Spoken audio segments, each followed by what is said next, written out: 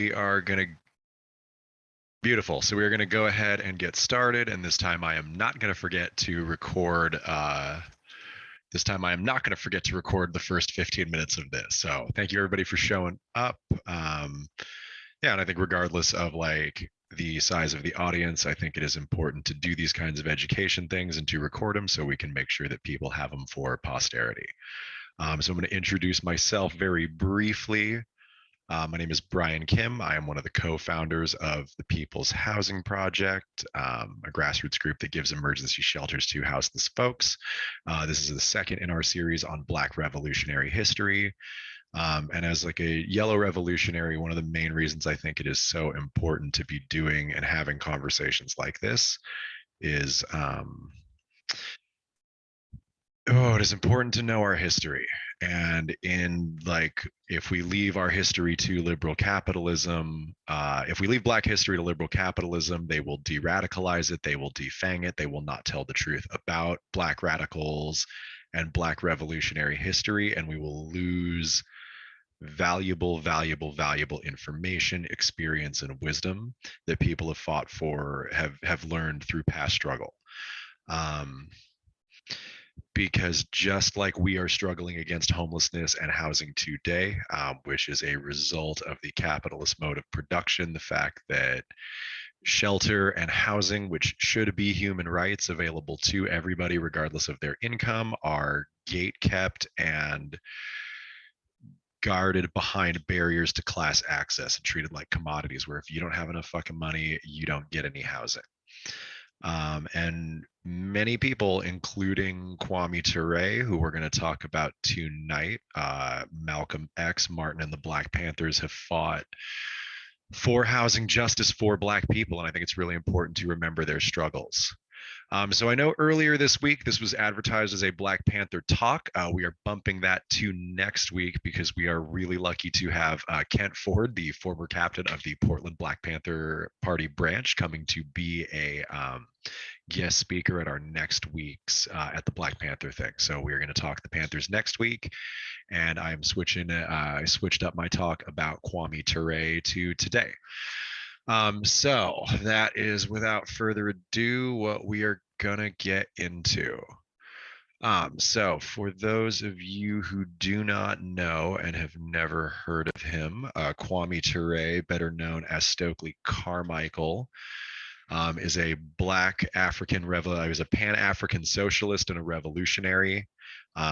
Basically, what I'm going to go over in this talk is a brief biography of I'm going to go over a brief biography of him, and as we're going through that, just like last time, I'm going to play clips of him talking, and we're going to hopefully we will spend more time listening to him talk and then listening to me talk, because I really do think, especially when we're talking about Black leaders, ones that were so well documented and so well videoed and so well photoed, like Kwame, and Dr. King and Malcolm, just like we did last week. I think it's really important to let these people like speak in their own words, and really, where are all my controls for the waiting room?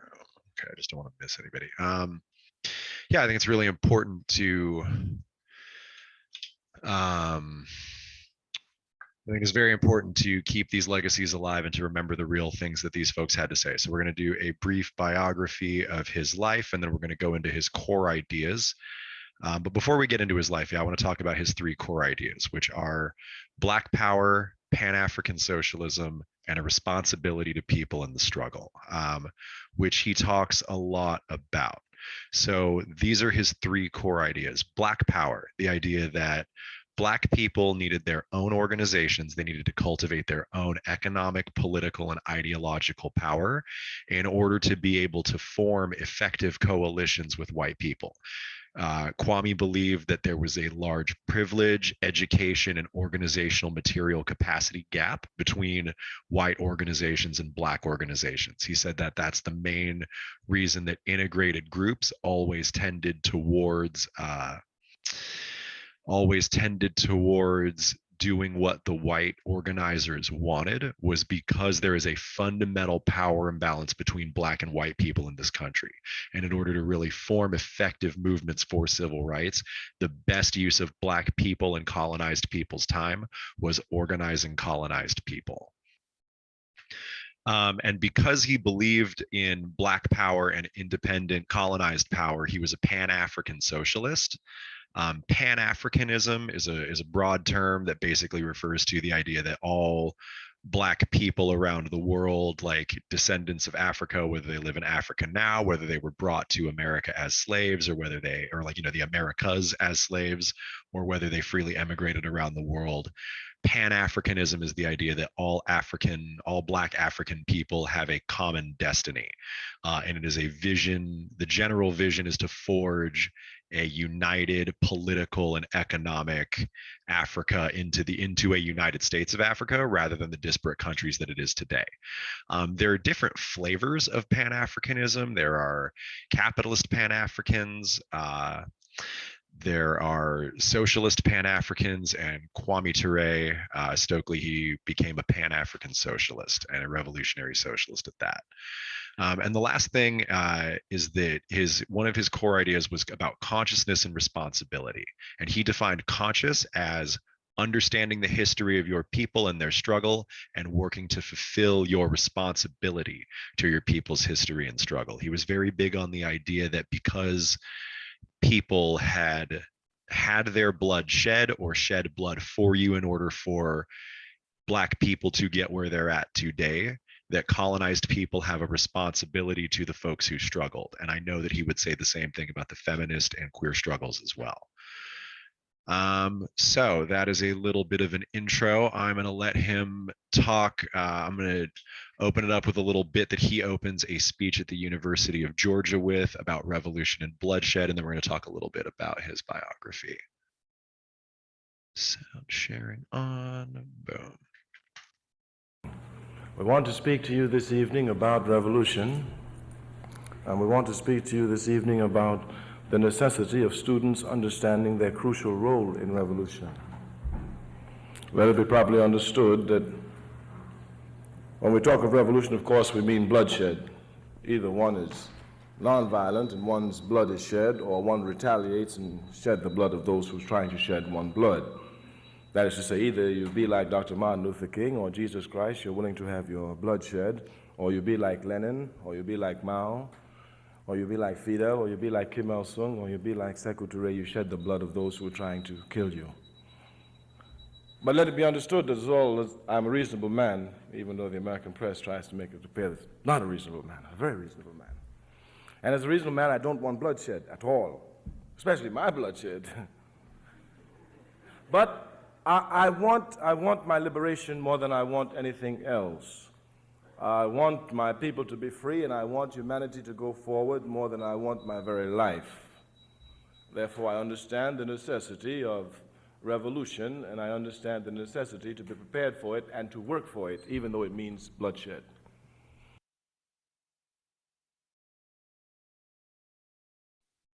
So that is a quick intro to the way that he tried to conduct himself and the things that he believed about his own movement. I think one of the things that's really important is that when we're talking about caring more about our own liberation than we do about our own life, this is something that he really sought to embody, because he is much less well known than Martin or even Malcolm, and he is maligned and kind of thought of as a controversial figure, much in the same way that Malcolm was, because he was someone who was serious about revolution and who was someone who was willing to put his life and his body on the line. So he was born Stokely Carmichael in Trinidad and Tobago in 1941. 1941, and he moved to Harlem, New York at the age of 11.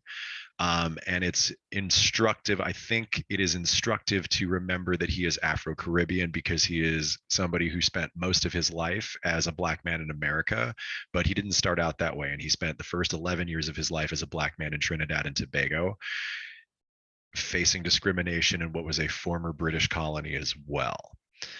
So he is somebody whose Pan-Africanism and belief that Black people share a common destiny is informed by his own childhood and his own lived experience.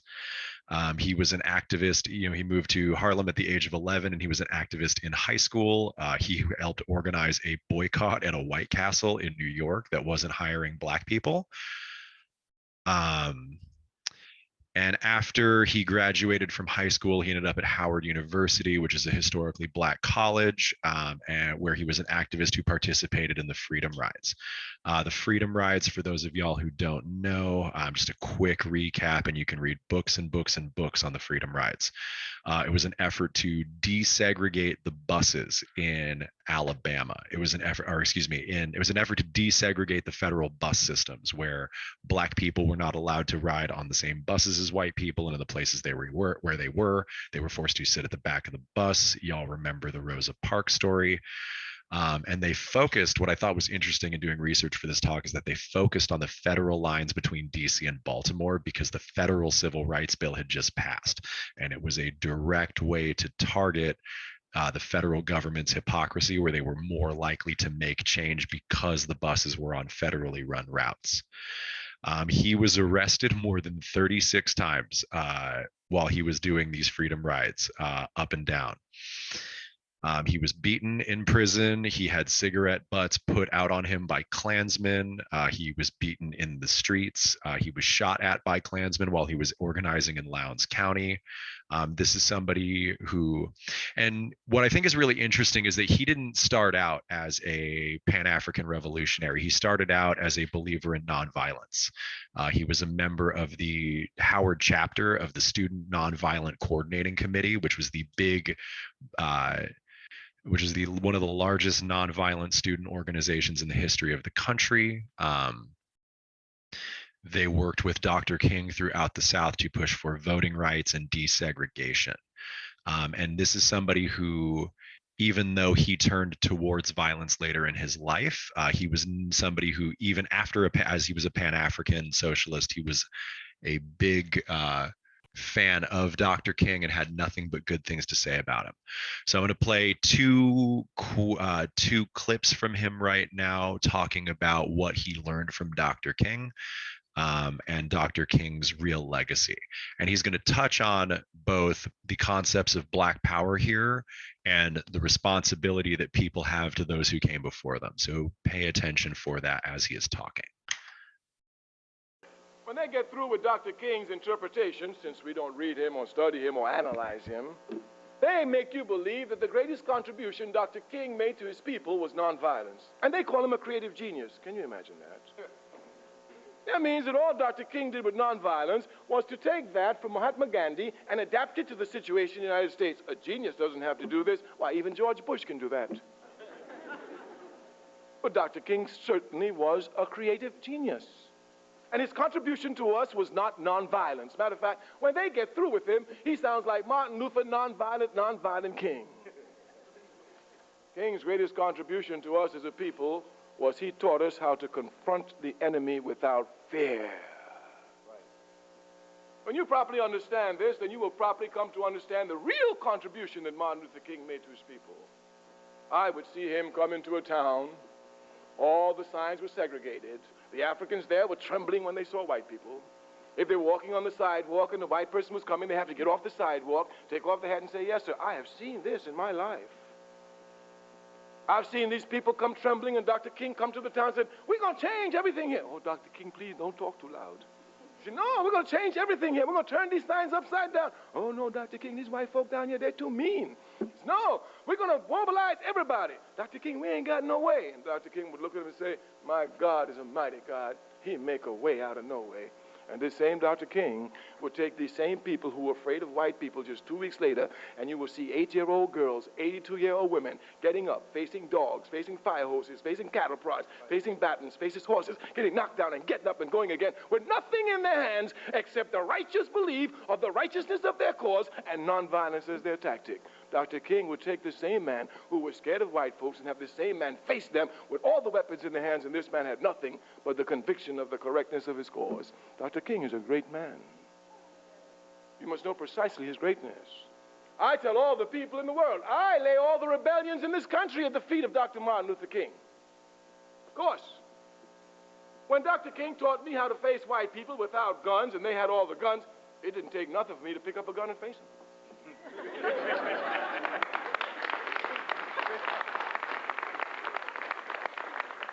It took absolutely nothing. I could face them, look them in the eye, they'd knock me down, I'd get back up, they'd knock me down, I'd get back up, they'd put cigarettes on me, I'd get back up. Well, I could look them in the eye and do all this. Why, it didn't take anything to pick up. Matter of fact, I was ready for it. Dr. King, in fact, helped prepare me for picking up the gun. Yeah, so that is not a take you were going to hear very often anywhere else in Black History Month. The Dr. King prepared me for picking up the gun because the lack of fear that came with nonviolence as a tactic, the lack of fear that came from surviving the kinds of ass beatings that these folks took with nothing but the truth in their hands, that is powerful. And it's like every time he does that bit of Dr. King would look at them and say, well, my God is a mighty God and he can make a way out of no way. It's like, oh, fucking gets me. And you can tell how much he like genuinely loves and appreciates Dr. King's contributions. And I think that's one of the things that we should not forget. And I think that's one of the things that we should honor is even people who ended up disagreeing with Dr. King's tactics had a deep, deep, deep level of respect for him and the work that he did. So this is a different part of him talking about Dr. King, where he is talking about learning Dr. King's true history, which is part of the reason why I put that talk on last week, because I thought it was really important to talk about Dr. King's real history. And it's because of Kwame that I fucking did that. Some years ago, when at Spelman College, around the time when Martin Luther King's birthday had just become a holiday, I had the opportunity to speak at Spelman College. You know, those sisters were fired up. You know, Martin Luther King's birthday had just come. I mean, and they were out there. When I walked in, it was wall-to-wall Africans, and they were excited. I asked them a question. How many of you love Martin Luther King? Put your hands up. I mean, some put both hands up. And I asked them a simple question.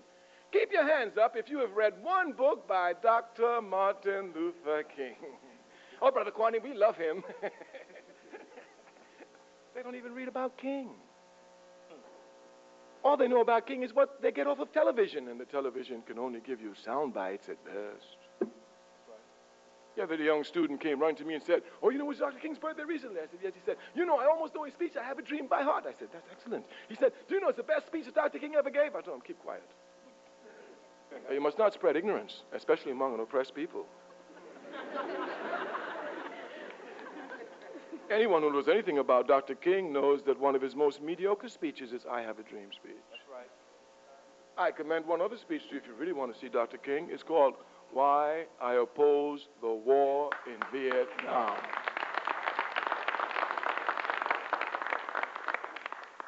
It is here that you will come to see truly something about Dr. King. I want to give you examples so you can see what your responsibility is. You must not think that the enemy will ever come, or anybody will ever come and give you instructions on your struggle. It is only you yourself who must find the thread of your struggle. It is your responsibility to understand the resistance of your struggle and to make your contribution to your struggle.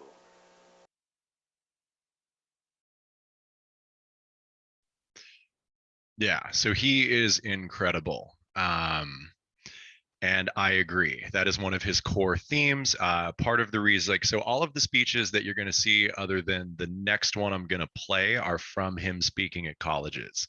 Yeah, me too, Mimi. He's one of my favorites. I love him a lot. And he's an incredibly charismatic speaker.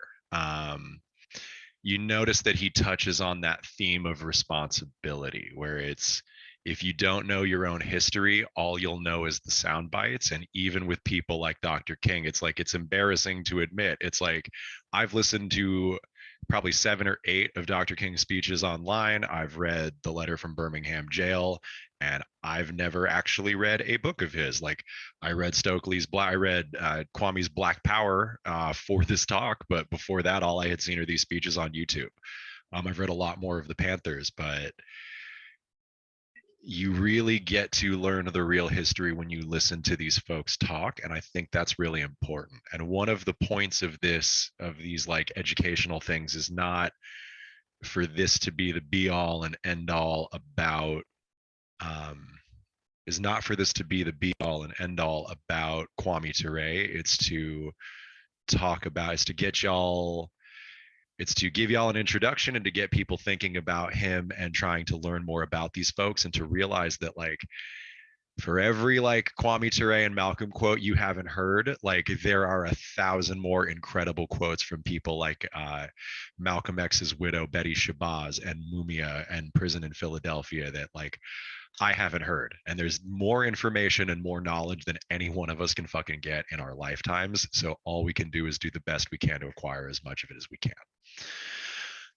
So after he worked with Dr. King in Alabama and he was working in Selma after the passing of the Voting Rights Act of 1965, because you have to remember that like the government passed these laws and they weren't always equally enforced. There was a lot of like both above ground resistance from governors like George Wallace to underground resistance from the fucking Ku Klux Klan and the cops that are aligned with them. So he went to Selma for the March on Montgomery to work with Dr. King, but he ended up bailing to go work on he ended up bailing to go to Lowndes County in Alabama because over the previous 60 years, there had been more than 15 lynchings of Black people in Lowndes. In a town of more than 2,500 people, less than 30 of them were registered to vote. So he went around, he and a couple other organizers went to Lowndes County, started doing voter registration. He was jailed and beaten for his efforts there.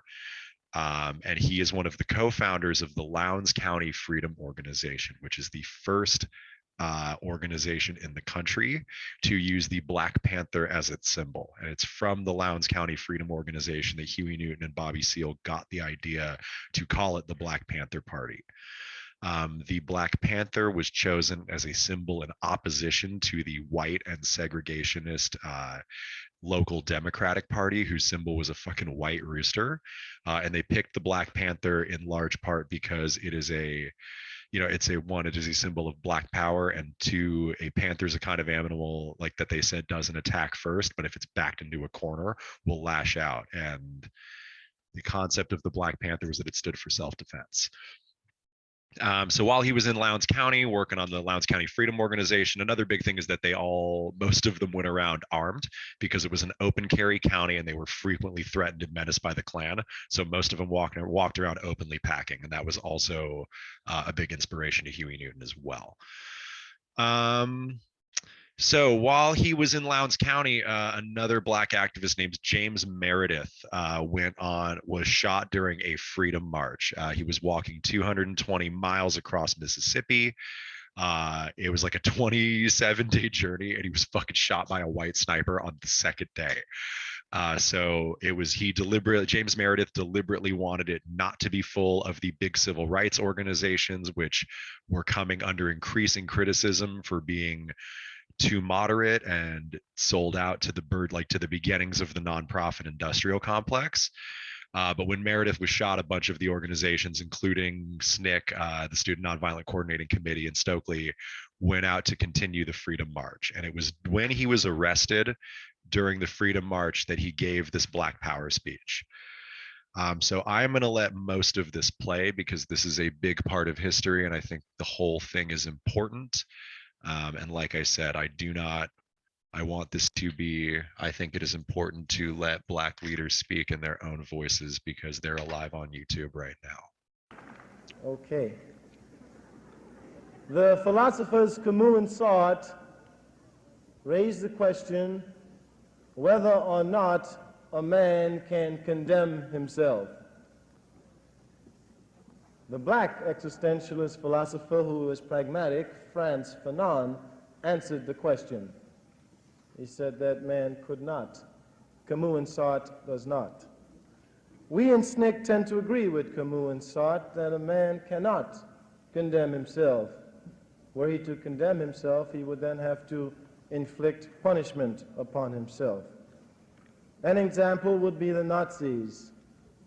Any prisoner, any of the Nazi prisoners who admitted after he was caught and incarcerated that he committed crimes, that he killed all the many people that he killed, he committed suicide. The only ones who were able to stay alive were the ones who never admitted that they committed crimes against people. That is, the ones who rationalized that Jews were not human beings and deserved to be killed, or that they were only following orders. On a more immediate scene, the officials and the population of the white population in Neshoba County, Mississippi, that's where Philadelphia was, could not condemn Rainey, his deputies, and the other 14 men that killed 3 human beings. They could not, because they elected Mr. Rainey to do precisely what he did, and that for them to condemn him will be for them to condemn themselves. In a much larger view, SNCC says that white America cannot condemn herself, and since we are liberal, we have done it. You stand condemned. Now, a number of things then arises from that answer of how do you condemn yourselves. It seems to me that the institutions that function in this country are clearly racist, and that they're built upon racism. And the question then is, how can black people inside of this country move? And then how can white people who say they're not a part of those institutions begin to move? And how then do we begin to clear away the obstacles that we have in this society that make us live like human beings? How can we begin to build institutions that will allow people to relate with each other as human beings? This country has never done that, especially around the country of white or black. Now, several people have been upset because we've said that integration was irrelevant when initiated by blacks, and that in fact it was a subterfuge, an insidious subterfuge for the maintenance of white supremacy. Now, we maintain that in the past 6 years or so, this country has been feeding us a thalidomide drug of integration. You got a lot of shit for saying this. this. Some Negroes have been walking down a dream street talking about sitting next to white people, and that does not begin to solve the problem. That when we went to Mississippi, we did not go to sit next to Ross Barnett. We did not go to sit next to Jim Clark. We went to get them out of our way. And that people ought to understand that we were never fighting for the right to integrate. We were fighting against white supremacy.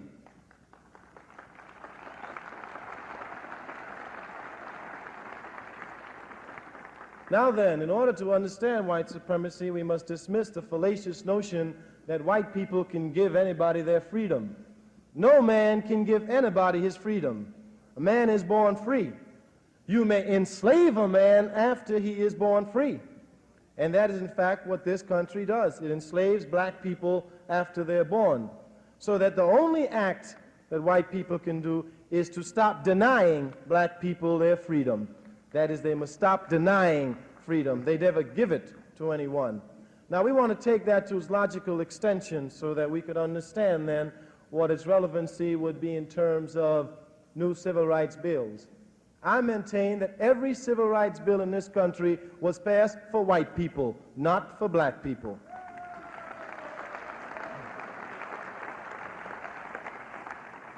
For example, I am black. I know that. I also know that while I am black, I am a human being. And therefore, I have the right to go into any public place. White people didn't know that. Every time I tried to go into a place, they stopped me. So some boys had to write a bill to tell that white man he's a human being. Don't stop him. That bill was for that white man, not for me. I knew it all the time. I knew it all the time.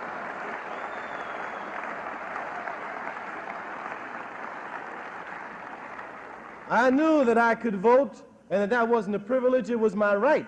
Every time I tried, I was shot, killed, or jailed, beaten, or economically deprived. So somebody had to write a bill for white people to tell them, when a black man comes to vote, don't bother him. That bill, again, was for white people, not for black people. So that when you talk about open occupancy, I know I can live any place I want to live. It is white people across this country who are incapable of allowing me to live where I want to live. You need a civil rights bill, not me. I know I can live where I want to live.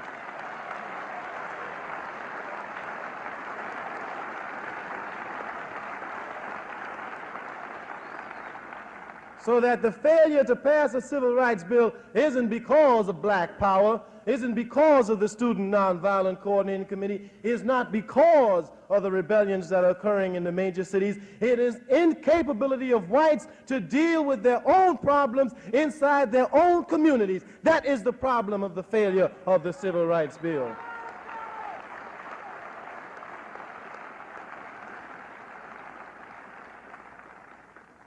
And so in a larger sense, we must then ask, how is it that black people move, and what do we do? But the question in a greater sense is, how can white people, who are the majority and who are responsible for making democracy work, make it work? They have miserably failed to this point. They have never made democracy work, be it inside the United States, Vietnam, South Africa, the Philippines, South America, Puerto Rico, wherever America has been. She has not been able to make democracy work.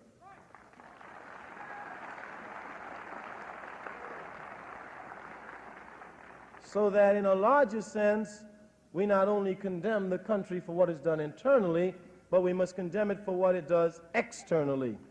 We see this country trying to rule the world, and someone must stand up and start articulating that this country is not God and cannot rule the world.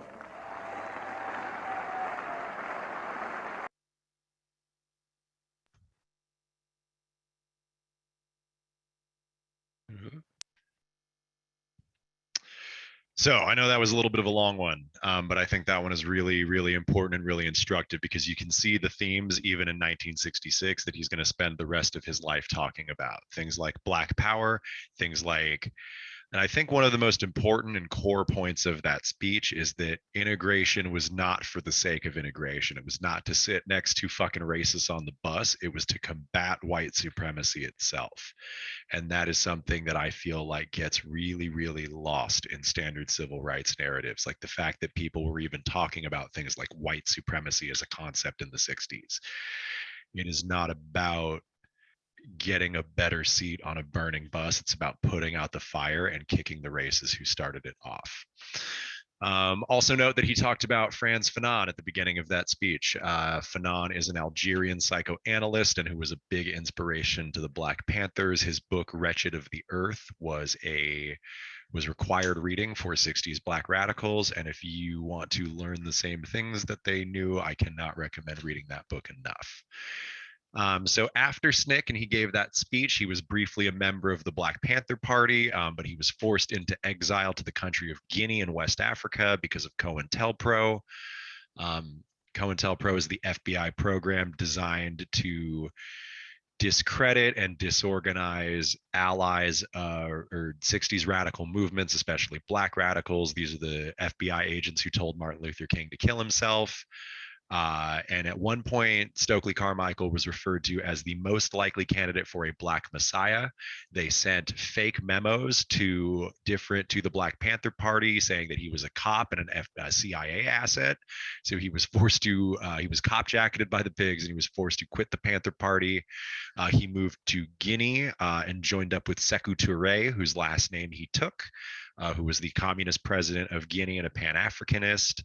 And it was there that he founded the organization that he spent the rest of his life in, the All African People's Revolutionary Party, where he worked closely with Kwame Nkrumah, who was the former president of Ghana, who was overthrown in a fucking, he was a socialist president who was overthrown in a fucking CIA-backed coup. Same story, different country, different president, different continent, same fucking CIA bullshit. But it was because of his work with Kwame Nkrumah and Sekou Touré that he took on their names because he thought they were great Pan-African revolutionaries and he believed in using his own name to try to educate people about African struggle. So it was when he moved there that he assumed the name Kwame Ture and began pushing Pan-African socialism. Which, like I said, is a it is a Pan-African movement with the goal of seizing the means of production rather than simply pushing Black capitalism and continued integration into the capitalist world market. So this is him talking about capitalism as a system.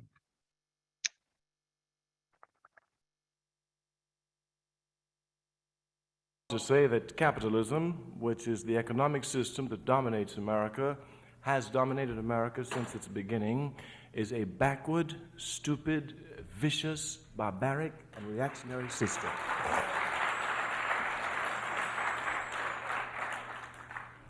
And we want to further say that this system is going to fall, and that those of us who are conscious are working as hard as we can to bring it down, recognizing the quicker we bring it down, the quicker we will free humanity and allow civilization to go forward.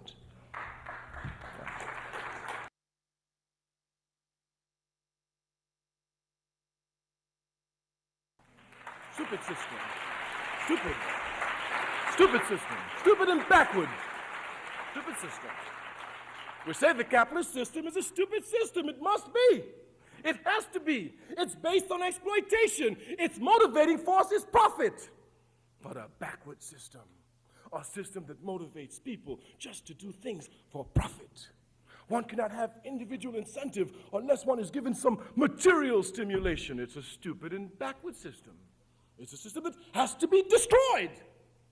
If one looks at the material makeup of the society, one can see clearly how unjust the system is. Under the system, a few people own and control everything. The rest of the masses of the people own nothing. And they are forced to work for these who own. And the more you work, the poorer you get. Of course, because the essence of it is exploitation. It must be based on exploitation. I said, look at the stupidity. A quick glance at the system will show you how unjust it is. But the American capitalist system will have the people so confused, they're thinking, they don't even look properly at the capitalist system. Do you know that in this country, some people own all the coal that's to be found in the country? Now that's unjust, there's no question about it. In the first place, their labor didn't even put the coal there. You know, so they can't say that it was through hard work. No, it wasn't through hard work, you got it. And your grandmama didn't give it to you because she didn't bring none with her when she came here. You know what I'm talking about? As a matter of fact, she found it here, you understand? So I don't care who you bought it from, who you didn't buy it from. No one man, no through group of men can own the coal in the country. The coal must belong to the people and be used for the benefit of the people, clearly. It's a stupid system. Clearly, the coal cannot belong to one man. Clearly. And so you get a lot of, part of the reason I picked those two clips is because I think it's important to get both flavors of his energy. He's an incredibly passionate person, an incredibly charismatic speaker, and I think there is a lot to be learned just from his presentation style. But that clip alone, I think, is really instructive because the point is that the resources of the land, the resources of the nation, whether it's the coal, whether it's the bauxite, whether it's the diamonds, like the natural resources of the land deserve to be owned collectively by the people for the benefit of the people. And that idea is one of the basic ideas of socialism, that the natural resources should not be privately owned, but publicly owned. And this is something he pushed for Africa, because you have to remember most of Africa's resources, because of colonization and the way that decolonization happened in a lot of countries, most of those resources were still owned by Western interests in Western countries, even though they had technically given those countries independence.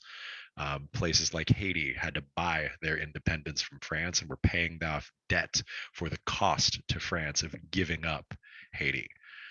So independence was not always independence, and for Kwame, he saw that as a major problem where even independent African countries were not in control of their own destinies.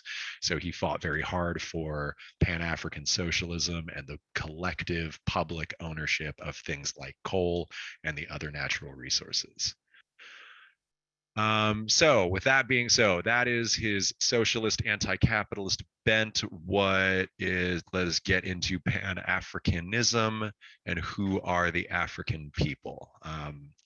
Like I said earlier, it is basically this idea that all Black people, whether they are in Africa or not, share a common destiny and have a collective, unified responsibility to their own liberation that only they can achieve that only they are really going to be able to build the power to achieve in coalition, an effective coalition with whiteness.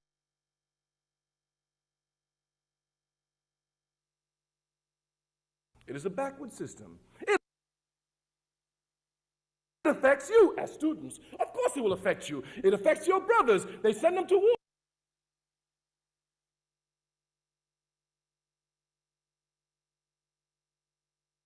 My reason for coming before you this evening is to find among the Africans, before we begin again, you see, I have to waste so much time because of this press. Now, I'm concerned about Africans. I'm concerned about black people. Now, many people say to me when they see me, they say, Mr. Carmichael, incidentally, my name has been changed to Kwame Ture. They can say, Kwame Ture, we understand that you are just concerned about making black people better. And I say, yes, in a way I am. They said, well, if that's the case, you are a racist. And I said, no, you are the racist. You see, Africans are part of humanity. They are an oppressed part of humanity. If I benefit an oppressed part of humanity and free it, obviously I have benefited all of humanity, since humanity is indivisible. You understand it? So let there be no confusion. All right. I want to organize Africans. So my purpose is to find among the Africans in the audience the most conscious. By the word conscious, I don't mean to in any way equivocate it with intelligent, not at all, or even with one a holder of degrees. A conscious man, a conscious woman is someone who recognizes their responsibility to humanity, that's all, and fulfills it, of course. Of course. That is to say, a conscious man, a conscious student here, recognizing that there's poverty in the world, coming to the university to acquire knowledge, a conscious student would seek to acquire the knowledge that would help solve the problems of poverty in the world. That's a conscious student. Of course, the intelligent student might try to make as much money as he or she can. That's a stupid student, of course. Of course, of course. So my job is to try and get the most conscious, to let them see that they must begin now to take the first step to begin to help organize the masses of our people as we move forward for our liberation.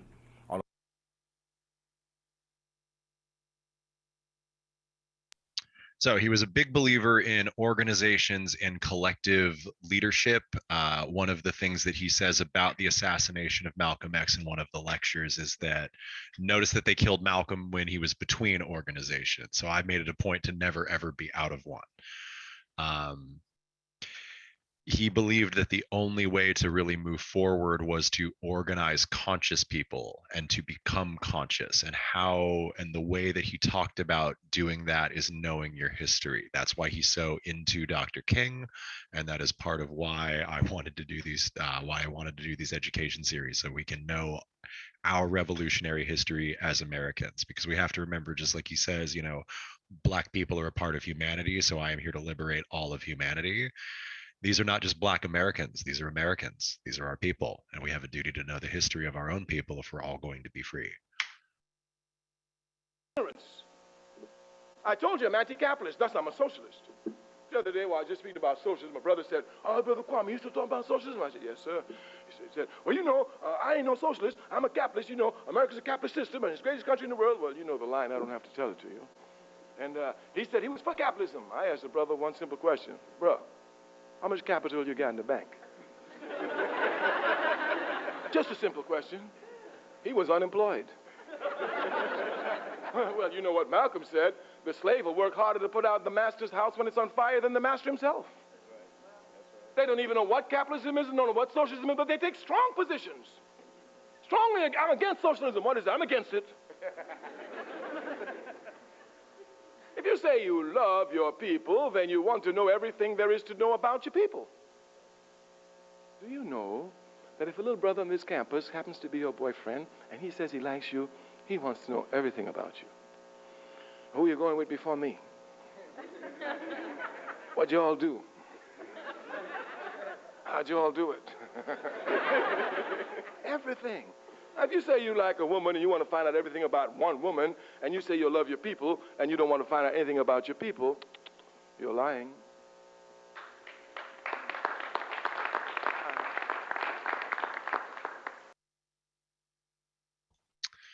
So if you love something and you really want to liberate it, yeah, I think that. So what I think that is one of the things that makes him an effective speaker is his ability to meet people where they're at, and to make things relatable to folks. Who'd you do it with? Who'd you go with before me? What'd you guys do? How often did you do it? I think those things are really effective and one of the things that make his point stick out because he uses the same allegories and analogies that he learned from his biblical training from his time in the black church growing up. I think his ability to quote Malcolm is really instructive as well because he tries through his speech to teach people their own history, and he tries to you notice that he tries to be as effective as he can with the time that he's got. So he packs a lot into every sentence.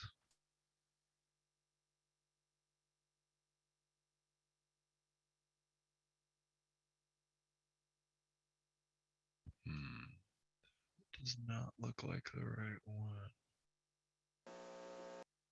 Maybe that's the it's supposed to be this one. Let me give you a demonstration. This is my first time I've been to this university. I don't know any of you personally. Maybe some of you I've seen somewhere. But knowing the capitalist system, knowing you as students, knowing the role occupied by students in the capitalist system, I can make a statement about you sitting here before me and be absolutely correct. I can say that at least 90% of the students at this university cheat.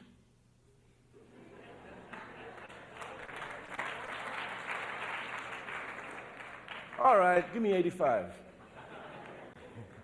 You want to go for 80? The overwhelming majority? Of course. I understand your nervous laughter. But you think about it. You think about it. Especially the African students. You think about it. Your people suffer.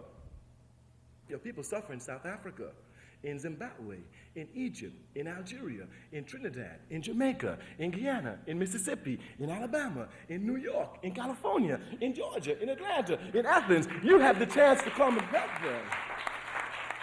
You have the chance to come and help them by acquiring knowledge which can be used for the benefit of the people to help serve humanity. What other great and most noble cause can there be? What other greater motivation? And rather than you acquire this knowledge which has been paid for with the blood of your people, you come here and you cheat. It's a vicious system. It's a stupid and backward system, and you cheat because you're motivated by the values of the system unconsciously. The system tells you that the smartest man is the man who does the least work and reaps the highest benefits. Thus, the students, yes, you seek to do the least work and get the highest grades, obviously. The system, through its ideological arena, one which you are not even aware of and one which the university doesn't even try to make you conscious of, having complete control of the ideological arena, the system decides how you move, when you move, where you move, and all the time you think you're doing it by yourself.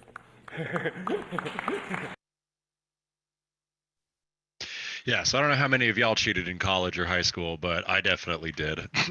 So when he said that, I think it's very instructive. And I think one of the things that's really important is that, like, he is talking about the ways in which the ideological apparatuses of the system, right? The things like schools, universities, hospitals, like all of these structures around us can get us to behave in ways that like work and function for its logic.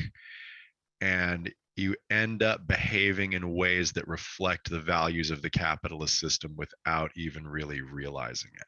And I think that's really, really fascinating.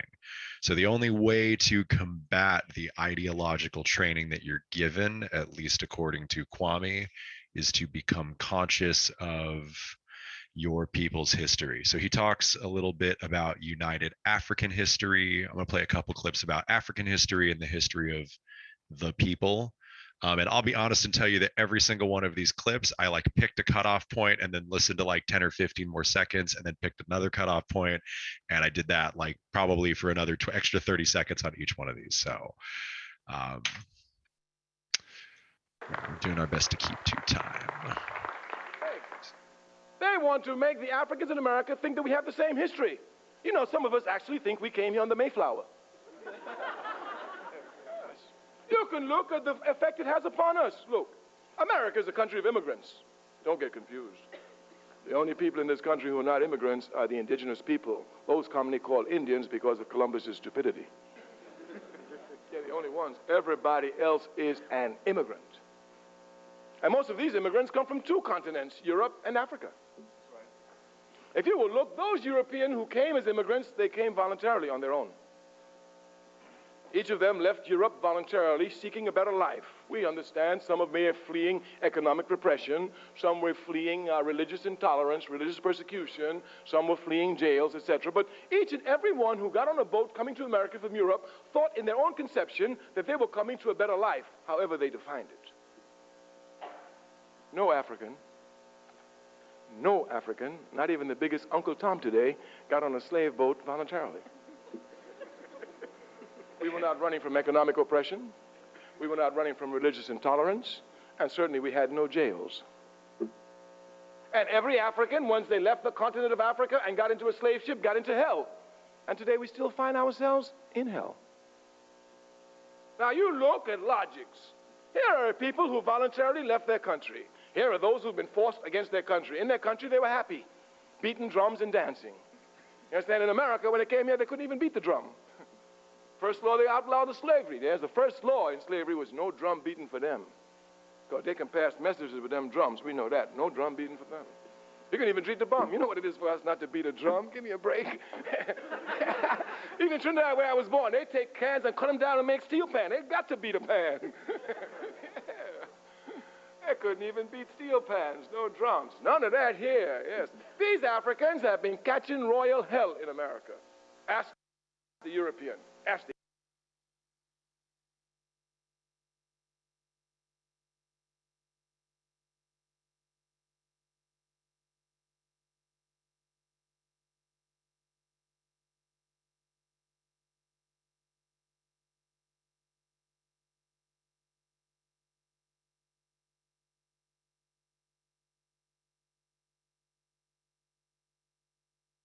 Yes, we must come to know our history.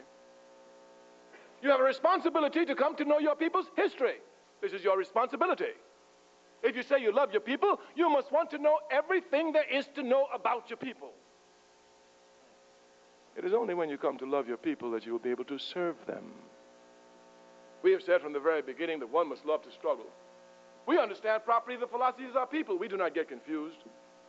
In the Caribbean, where I was born, the Africans in their sing-song English, speaking about the role of struggle, say, the rougher the water, the stronger the swimmer. Otherwise, he go under. In Baton Rouge, they say, if you see me fighting with a bear, help the bear, pour honey on me. Your people understand struggle and not afraid of struggle. Not only must you not be afraid of struggle, you must look for the greatest struggle. The American capitalist system teaches you to take the path of least resistance. A slave who seeks to be free and looks for the easy route out will never be free. The only slave who will be free is the slave who looks for the roughest route, knowing that when he takes this route, when she comes over these obstacles, no force on earth can stop her, and she can always be more convinced to carry on and wage the struggle. That's what Harriet Tubman represents. So notice the two of the themes that he hit on there. Number one, starting by quoting Malcolm X, talking about the difference between European and African immigrants, and the choices, the different reasons that they came over, because he's echoing that same point that Malcolm made in one of last week's clips about, some of y'all act like you came over here on the Mayflower, and you forget that you didn't come over here on the Mayflower. You were brought here by the people who came on the Mayflower in chains, the same way they brought their horses and cattle and sheep. You were brought here as a commodity by the people on the Mayflower. And reminding people of that common destiny, reminding folks that, for colonized people, this country is not one that has been here for us, and especially not for Black people and African people, like all African peoples, as Kwame would say. So the last clip I'm going to play is about socialism and talking about, because it's from after the fall of the Soviet Union.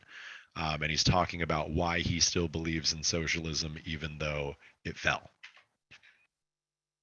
And then after that, we're going to move on to what we can learn from Kwame about the housing struggle and what we can learn from all of these clips. And then I'd be happy to answer any questions or hear any thoughts that people have about any of this. And I love you all for sticking around and being here. I really appreciate it. The other day I told a brother I was socialist. He said, "You still socialist?" I said, "Yeah." He said, "But it fell." I said, "Really?"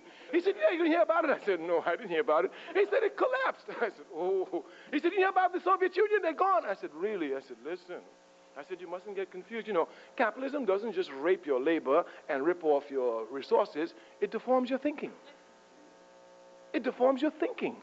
I told the man, "You're not thinking." He said, "What do you mean?" He said, "I saw it happen. It's finished." I said, "You never judge a system by its adherents. You never judge any system by its believers. You judge it by its principles." He said, "I don't understand what you're talking about." I said, "All I'm saying to you, brother, is you don't judge socialism by socialists." He said, "You're talking double talk." I said, "Am I?" He said, "If you tell me that you can't judge socialism by socialists, who you judge it by?" I said, "Let me ask you one question. Do you judge Christianity by Christians?" If you judge Christianity by Christians, it fell with Judas. And if it didn't fall with Judas, so many, many Christians in so many, many ways every day violates every principle of Christianity. When you judge a system, you judge it by its principles. Christianity has been betrayed everywhere. The Pope used it to divide the world. Slave masters used it to bring about slavery. But me, I will never condemn Christianity. I know its principles. The principles are just, therefore eternal. Any man, any woman, any time wishing to live a just life can pick up the principles, imitate them, and live them. So it is with socialism. You must not get confused. Socialism hasn't gone anywhere. It has been betrayed, yes. But betrayal doesn't mean collapse. Perhaps they get confused because at least Judas had the dignity after betraying Christianity to hang himself. Gorbachev is still running around the world picking up pieces of silver. Must be clear here and not confused. I'm a socialist. One other thing I must tell you now. They confuse people about socialism. Brother the other day said, "Why ain't no socialist?" I said, "Why not, brother?" He said, "Because it's a white thing." I said, "Oh, really?" You see, Europe tries to make believe that everything that comes out of the world comes out of Europe. I told the man, I said, "Socialism ain't no white thing." He said, "Yes, it is." He said, "Karl Marx discovered it." I told him, Karl Marx never discovered socialism. He cannot. You call the laws of gravity Newton's laws. I'm sure there's a mnemonic device to help you on your quizzes. But you certainly cannot believe that Isaac Newton can found that a body falls at the rate of 32 feet per second squared per second squared. He can't find this. He can't discover it. He cannot invent this. He can only observe it and record it, discover the law. If I'm sitting in Timbuktu in Africa and I've never heard of Sir Isaac Newton and I'm conducting any experiments with gravity, I will come to the same conclusion that he does. A body in motion tends to stay in motion unless stopped by an outside force. He cannot invent this. He can only observe it and record it. Karl Marx did not invent socialism. If I'm sitting in Libya, in the deserts, and I'm doing any research with capital and labor without ever having heard of Karl Marx, I will come to the same conclusion that he did. That any time capital seeks to dominate labor, there'll be a ruthless, uncompromising struggle on the part of labor until it comes to crush capital and dominate it. This is a fact. My history demonstrates that. We came here as chattel slaves for centuries. We fought and fought and fought until we crushed it. Now we're just slave of the wage, and now we've got to rise up and crush that one. That's to declare that Karl Marx didn't invent socialism. It's there for all to see.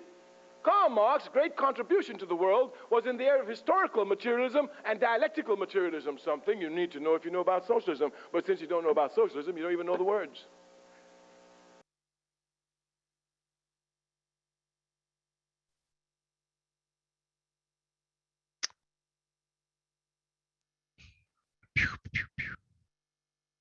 Cool.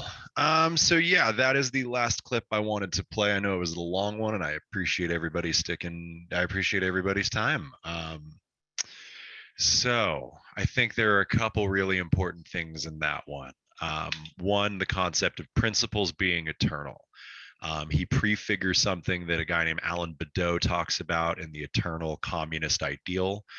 The idea that like it's not historical movements, it's about the energy that you can take forward and the principles that you can apply, because as long as the contradictions of capitalism still exist, there will still be a need for a socialist and left-wing anti-capitalist movement.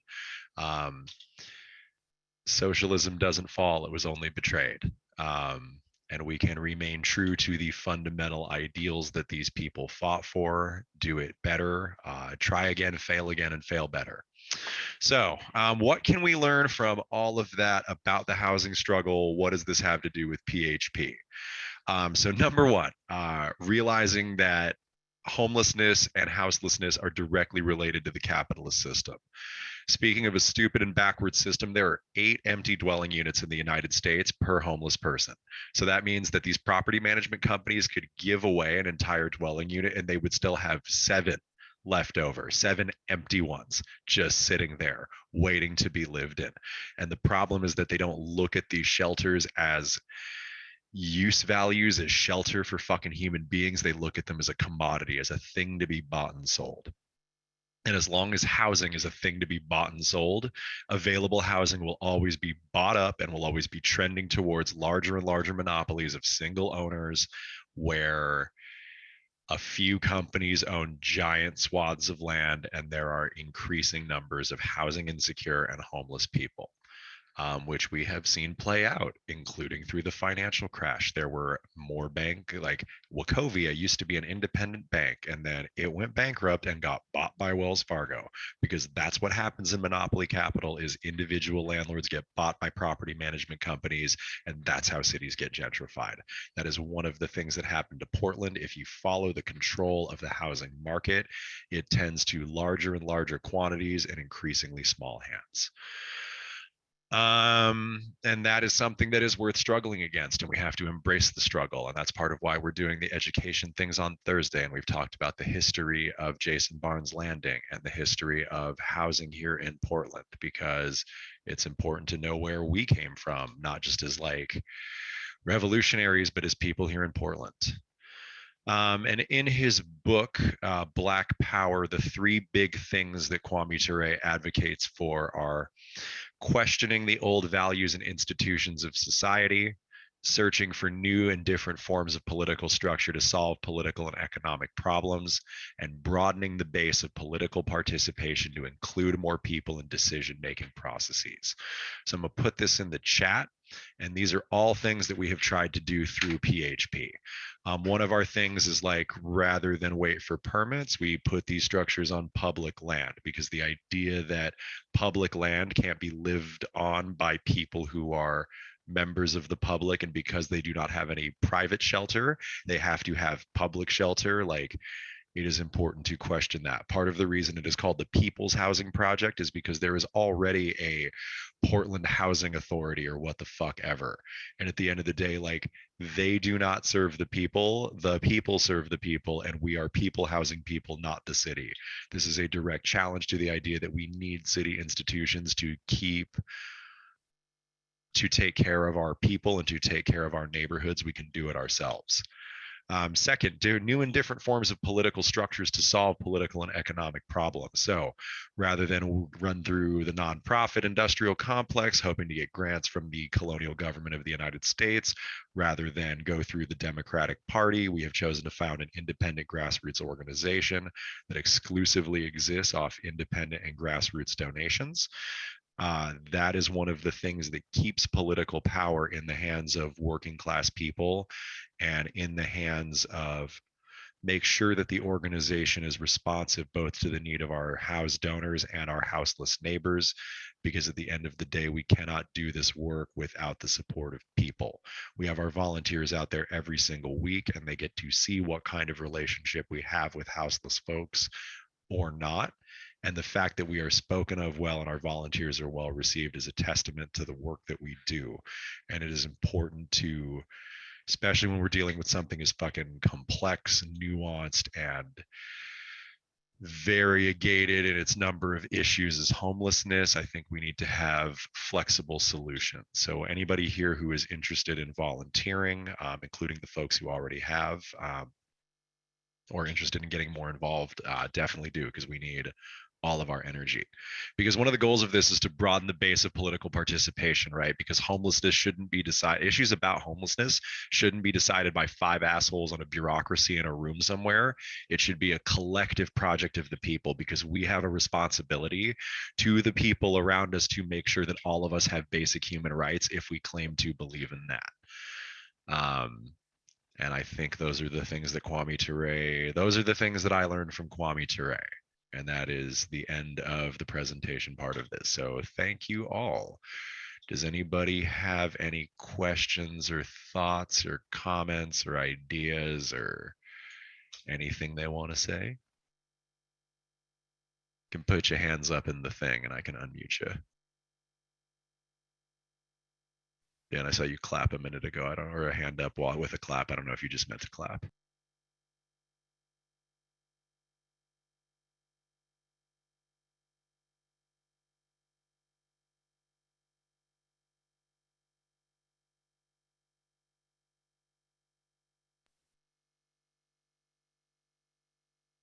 What if I unmute everyone? Is there a way to do that? Then you might have to say something. Allow participants to unmute themselves. There we go. Cool, no worries, Dan. Well, thank you so much, guys. I really, really appreciate everybody coming out. So same bat time, same meetup. Next week, we will be doing a presentation on the Black Panthers. I'll be opening up talking about Huey Newton, the ideology of the party, and kind of the larger picture of the Black Panther Party. And then Kent Ford, the fucking captain of the former captain of the Portland branch of the Black Panther Party, who led it from 1969 until 1979, and was the leader of the Breakfast for Children program here, the Fred Hampton Free Medical Clinic, and the Malcolm X Dental Clinic. Portland was the only Panther branch to have a free dental clinic. So all of that will be happening next week. And lastly, the People's Housing Project is funded exclusively by, like I said, we're funded exclusively by grassroots donations. We don't take any corporate or government money to do all of this. So if you are interested in supporting this programming and other programming like it, the best way to help out is with our Patreon. Which is a small monthly donation that goes not only to keeping these things going, but directly building shelters for houseless folks on the ground. That is what paid for the 10 shelters that we have so far and the 3 that we're putting up next week. And then if you are not in the position to do a monthly donation, but you would still like to help, the GoFundMe is a great way to make a one-time donation as well. And honestly, either way is great. We just need people who care about this work and believe in supporting these kind of programs to give as much as they can. So this Thursday, we have another people's education thing on capitalism and homelessness. And next week is the Black Panther thing. And thank you all so much for being here. I really, really appreciate it. Yeah, take care, Bryce. I really appreciate it, brother.